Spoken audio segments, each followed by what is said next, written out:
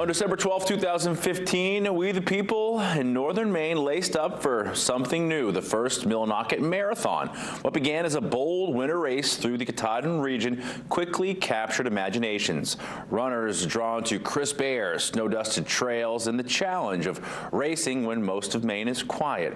Over the years, the event has evolved from a local experiment into a destination weekend, adding thousands of visitors, volunteers, and supporters. Hotels and restaurants and outfitters that normally see a lull in the wintertime now welcome a surge of business, and the race has become a showcase for the region's outdoor beauty and community spirit.